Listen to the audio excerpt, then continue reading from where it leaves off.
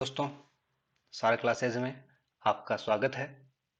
जैसा कि आप जानते हैं, हम सार क्लासेज में विगत वर्षों में आरपीएससी और अन्य एजेंसी द्वारा करवाई गई परीक्षाओं के पेपर को विस्तृत रूप से व्याख्या करते हुए हल करते हैं। इसी कड़ी में आज हम डेप्यूटी कमांडेंट स्क्रीनिंग टेस्ट 2020, जिसका एग्जाम 23 अगस्त 2020 को करवाया गया था, को इसकी ऑफिशियल आंसर की के साथ हल कर रहे हैं।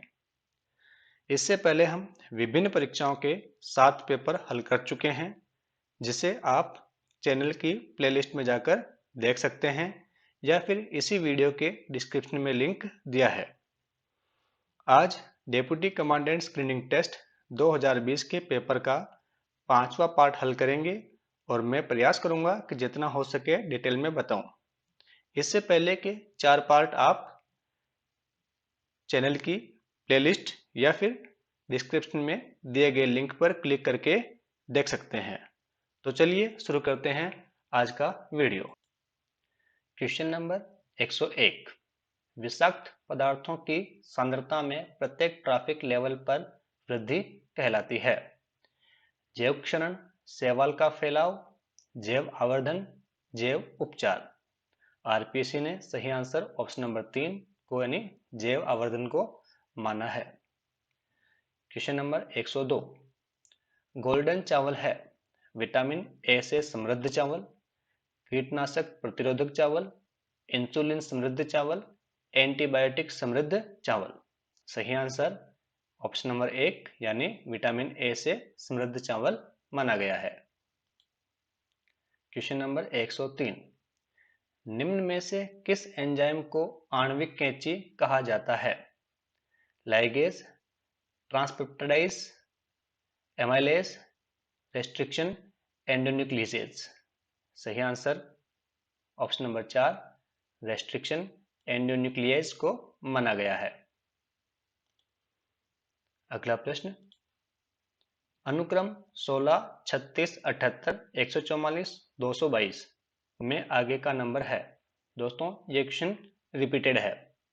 इसमें 15 जो 16 दे रखा है, इसको 5 × 3 + 1 करेंगे तो आ जाएगा। 36 के लिए 5 × 7 + 1, 78 के लिए 7 × 11 + 1, 144 के लिए 11 × 13 + 1, 222 के लिए 13 × 17 + 1, तो अगला आ जाएगा हमारे पास में 17 × 19 + 1 यानी 324। ऑप्शन नंबर 4 जो हमारा सही आंसर हो जाएगा।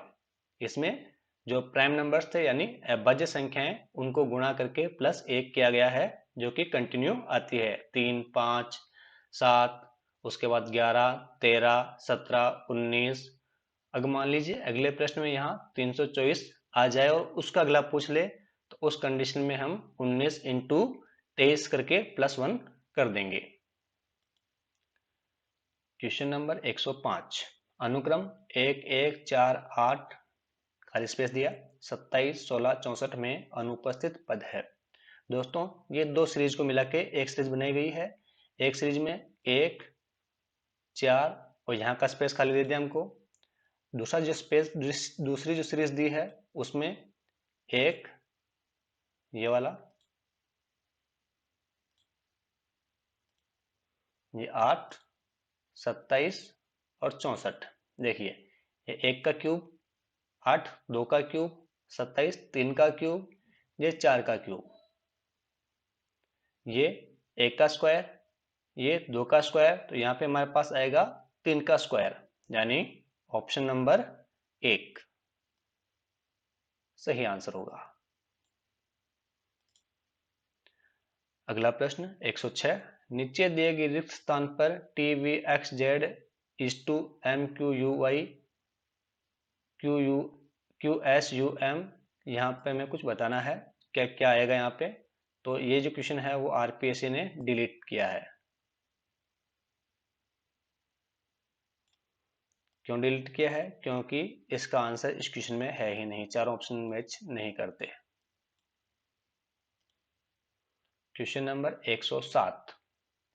यदि किसी कूट भाषा में मिनरल को QRSTUVW और साउंड को ABCSD के रूप में लिखा जाए तो इस समानुकूल भाषा में रीडर्स को किस प्रकार लिखा जाएगा? RPSC ने इसका सही आंसर ऑप्शन नंबर 3 को माना है। क्वेश्चन नंबर 108 देखते हैं।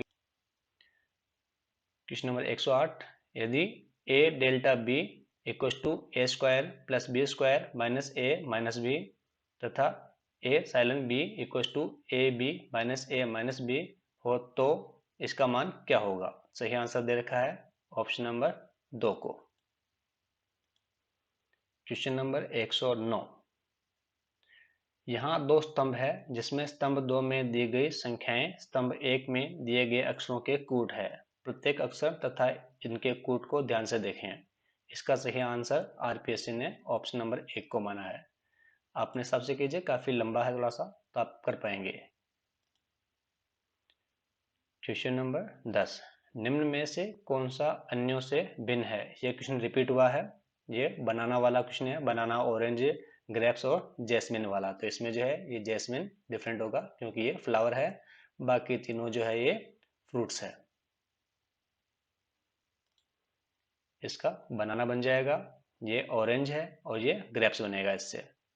क्वेश्चन नंबर 111, निम्न में से एक समान वर्ग से संबंधित नहीं है। 35 24, 79 68, 57 46, 59 और 37। देखिए इन दोनों का डिफरेंस 11 है, इन दोनों का डिफरेंस यानी अंतर भी 11 है, इन दोनों का अंतर 11 है, लेकिन इन दोनों का अंतर जो है 22 आ रहा है। तो इस तरह हमारा सही आंसर ऑप्शन नंबर 4 हो जाएगा। क्वेश्चन नंबर 112, दी गई सूचना का अध्ययन कीजिए तथा इसके पश्चात दिए प्रश्न का उत्तर दीजिए। एक खेल के मैदान में A, B, C, D तथा E उत्तर की तरफ मुंह करके निम्नानुसार खड़े हैं। C B के 20 मीटर दाएं तरफ है, E C के 15 मीटर दक्षिण की तरफ है, A B के 15 मीटर पश्चिम की तरफ है, D E के 15 मीटर उत्तर की तरफ है। तो C के बाएं ओर वाले व्यक्ति के उत्तर पूर्व दिशा में कौन है? सही आंसर इसका है ऑप्शन नंबर D। सॉल्व करके देखिएगा, इस तरह से बनाइएगा और उसमें सभी को सेट कीजिएगा, सही आंसर आप मिल जाएगा आपको। क्वेश्चन नंबर 113, हरि ने अपने घर से दक्षिण की तरफ 10 किलोमीटर वाहन चलाया और बाएं मुड़कर फिर 25 किलोमीटर चलाया। वह फिर दोबारा बाएं मुड़ा और सीधे 40 किलोमीटर चलकर फिर दाएं मुड़ गया और फिर 15 किलोमीटर चलाकर अपने कार्यालय पहुंच गया जहां वह कार्य करता है। उसका कार्यालय उसके घर से कितनी दूरी पर है और किस दिशा में है? तो इसका आपको डायग्राम बनाना पड़ेगा, कुछ इस तरह का डायग्राम बनेगा इसका।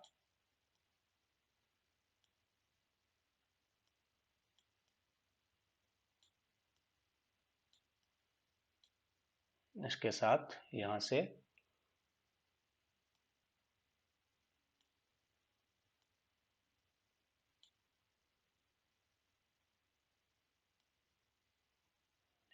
ये डिस्टेंस आपको निकालनी होगी इसमें, और इस तरह का डायग्राम को आप सोल्व करेंगे पाइथागोरस लगा के, तो उससे आंसर आपका आ जाएगा। इसका सही आंसर आएगा ऑप्शन नंबर 2।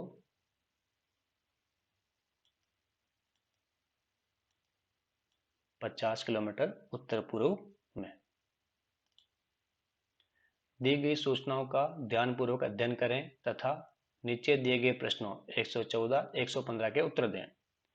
एक कक्षा के 6 छात्र तथा एक अध्यापक ABCDEF तथा G एक वृत्त पर केंद्र की तरफ मुंह करके बैठे हैं।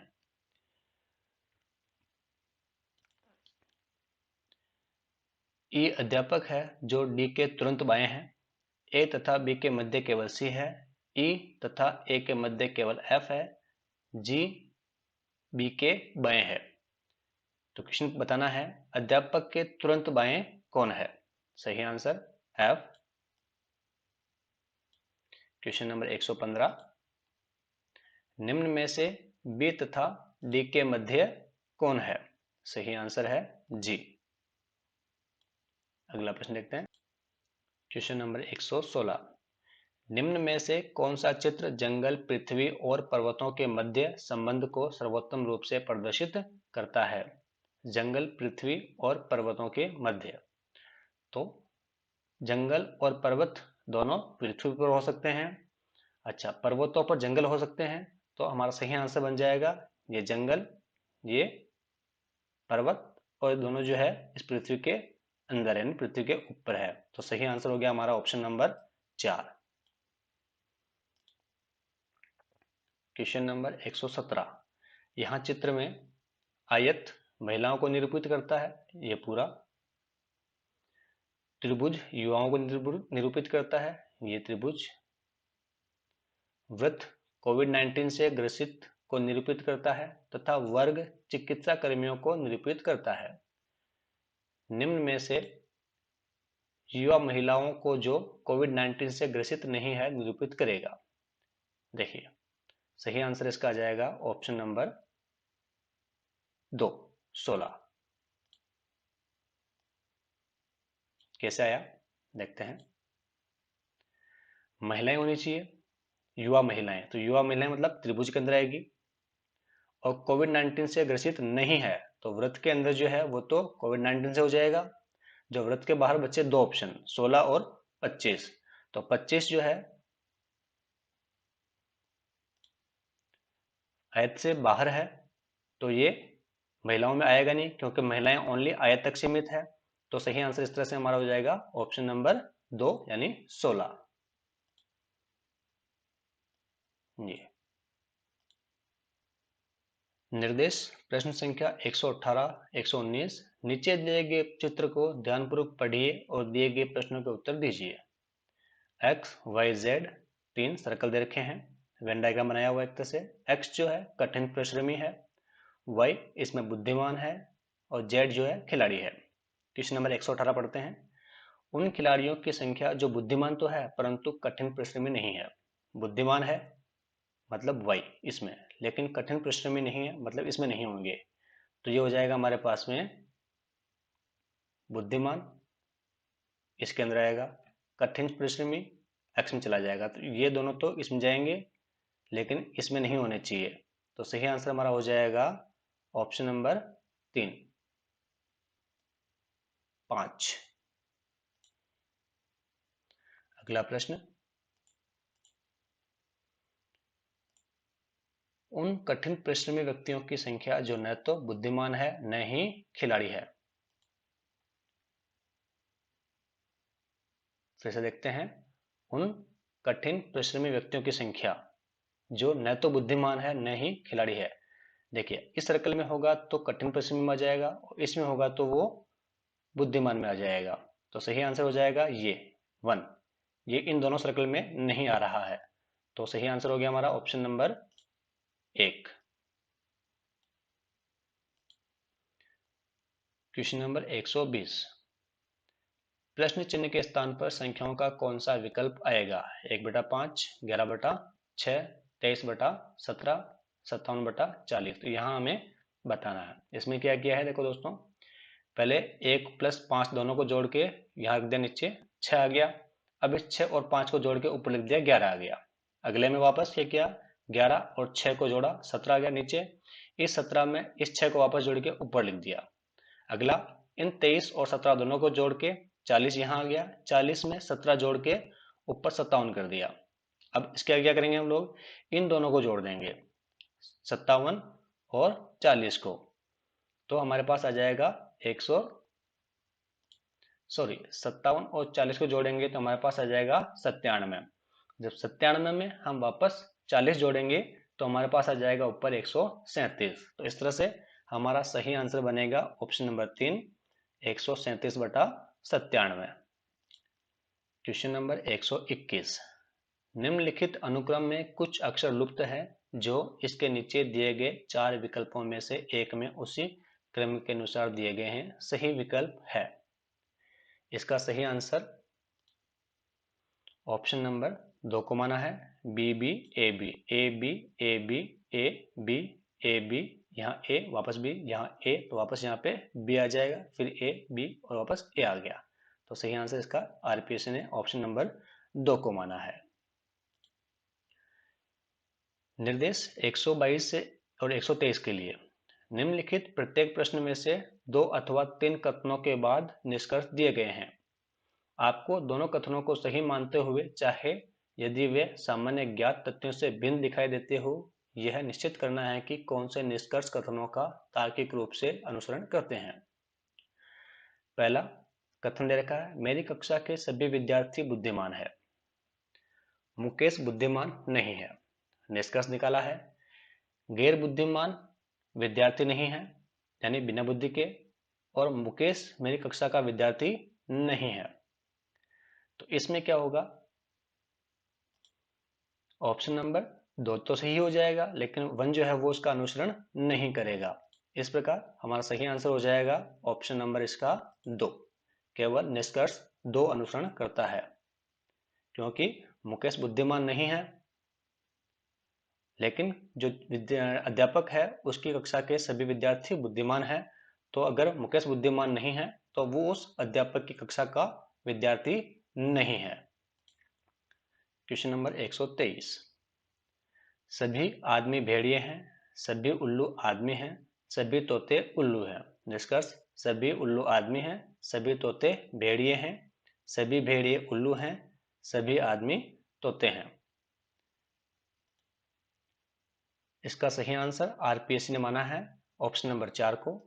केवल 1 और 2 निष्कर्ष जो है वो अनुसरण करते हैं, यानी सभी उल्लू आदमी हैं और सभी तोते भेड़िए हैं। क्वेश्चन नंबर 124, नीचे एक कथन के पश्चात तर्क दिए हैं। आपको निश्चित करना है कि कौन सा तर्क प्रबल तर्क है और कौन सा कमजोर तर्क है। क्या कोरोना जैसे संक्रामक रोग से संक्रमित व्यक्तियों के स्वतंत्र रूप से घूमने पर मनाही कर देनी चाहिए? बिल्कुल कर देनी चाहिए।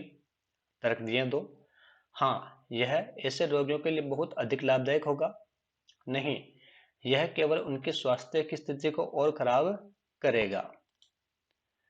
ऐसा नहीं है, अगर उनको रोक देंगे तो जो बाकी लोग हैं जो संक्रमित नहीं है, जो बीमार नहीं है, ये उनके लिए लाभदायक होगा और उनकी स्थिति को खराब तो नहीं करेगा एटलीस्ट। तो इसमें होगा कि न तो 1 प्रबल है और न ही 2 प्रबल है।